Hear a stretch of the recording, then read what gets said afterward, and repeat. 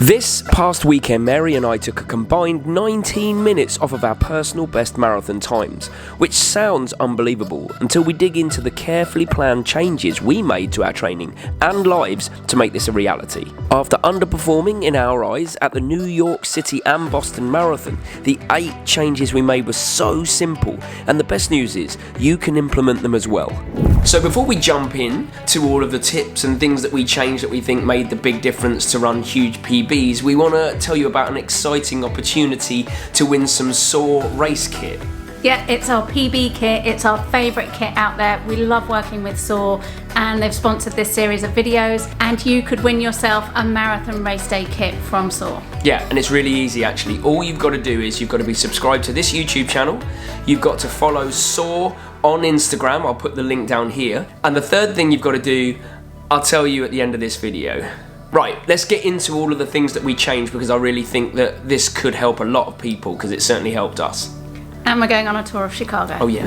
Look at this backdrop. This is pure Kofuzi, right? Yeah. This is, we're just at the place where we're pretty sure that Mike runs up and down when he's doing his wicked videos. So we wanted to start here and be able to reflect on what we changed for this marathon block in terms of, well, everything really that led to such huge PBs. I mean, the first one is pretty obvious, and so it shouldn't come as a shock to anyone that actually specificity played a big part in this, because we live in Bangkok, and is Bangkok hilly? Absolutely not. It's totally flat. It's completely flat, and so therefore we can't train on hills, which means that when we came to marathons like New York and we came to marathons like Boston, we did struggle as soon as we hit any hills, whereas in this one it is flat, and therefore we were able to run on flat because we trained on flat. So that's not a mind-blowing one, but specificity is really, really important when it comes to marathon training. If you're training for a hilly marathon, you need hills. Yeah. If you're training for a trail marathon, you need trail.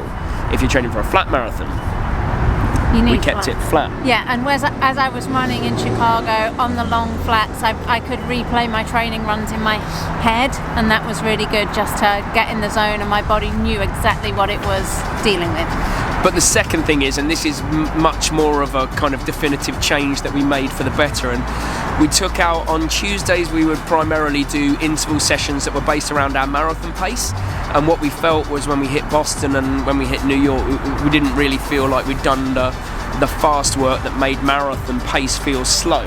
So we switched it for lactate threshold sessions on a Tuesday, which is much more between 10k and half marathon pace, but we did that consistently, and then when we were racing it really felt like the marathon pace was slow and definitely sustainable, right? Yeah, the lactate threshold sessions were new. They were bigger, chunkier sessions, like 15k in volume each Tuesday, and they were really, really hard work, but I felt like that made a huge difference to me and my fitness and my ability, like 30k and beyond, just to keep pushing, and it made the marathon pace feel easier. It really, really did. It's working at threshold is not something that we'd ignored, but it's something that we had kind of prioritized marathon pace work, thinking we need to be familiar with our marathon pace. But running faster than your marathon pace consistently is really, really good for when it comes to running your marathon pace on race day, so that feels actually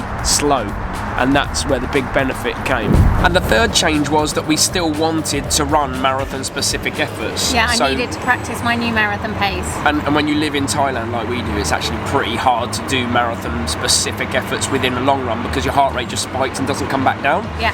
So we took them from a Tuesday where we were doing like 1k reps and 1200 reps, and we put them on a Thursday on the treadmill a lot of the time, where we could control the environment, control the temperature, and we would do slightly longer at marathon pace, like 5 kilometers and then a little break and 5 kilometers. Yeah.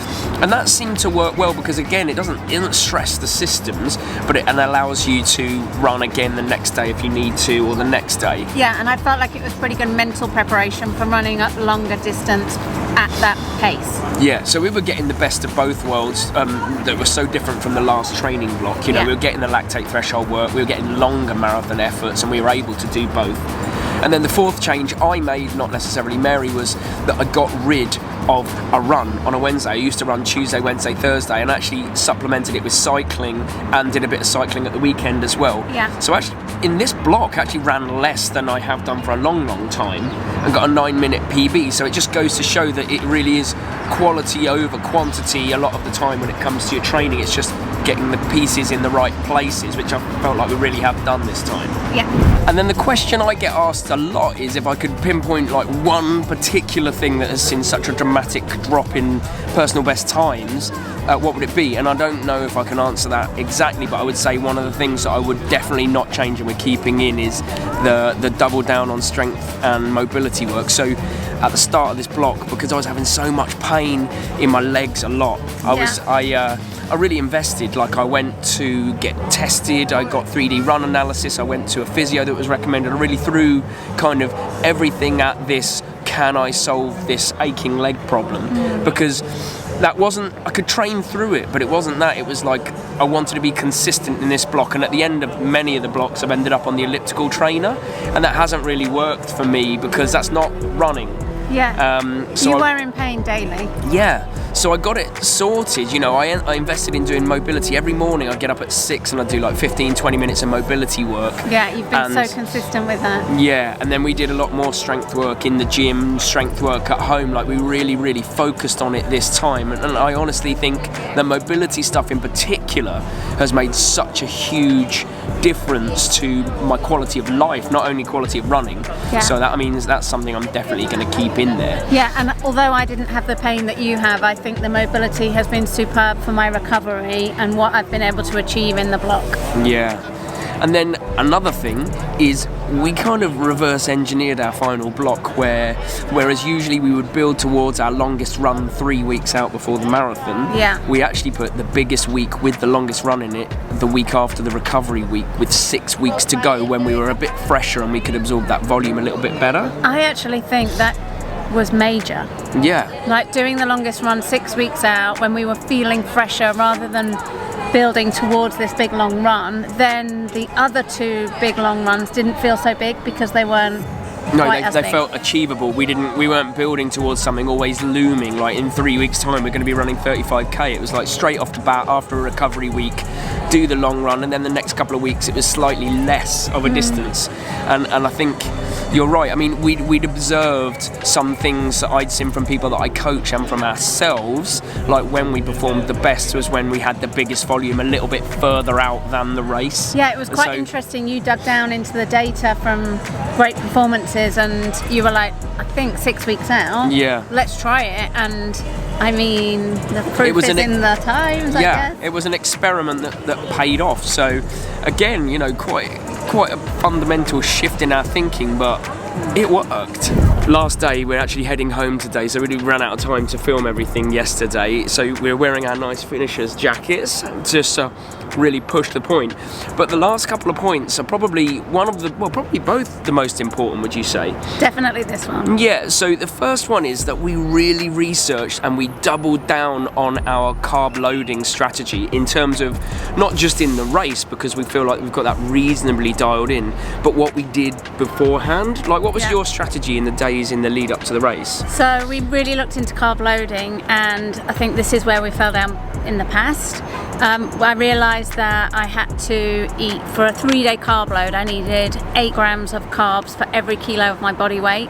That is way beyond what I've ever done before. It's a lot of carbs, like it's a lot, and actually mine was like 10 grams per kilogram of body weight, and I'm about 64 kilograms. So you did a 2-day carb load. Yeah, I did a 2-day carb load. So I was looking at eating about 650 to 700 grams of carbs in the day before, and that was really hard. Yeah, so for the 3 24-hour blocks before the race, taking into account the time zone and changes with the travel, I pounded the carbs, and not just in food, in carb drinks, in orange juice and things like that. Yeah, that's how we got it on board. It wasn't just food, it wasn't just eating pasta all day every day. It was very much like drinking carbohydrate mixed drinks, orange juice, things like that. And even going back to training, I thought about that ahead of the big long runs, like carb loaded more the day before, used carb drinks before heavy training sessions. So that whole thing enabled us to get the most out of training and 100% the most out of the race. And we felt it on race day, like properly felt fueled. Yeah.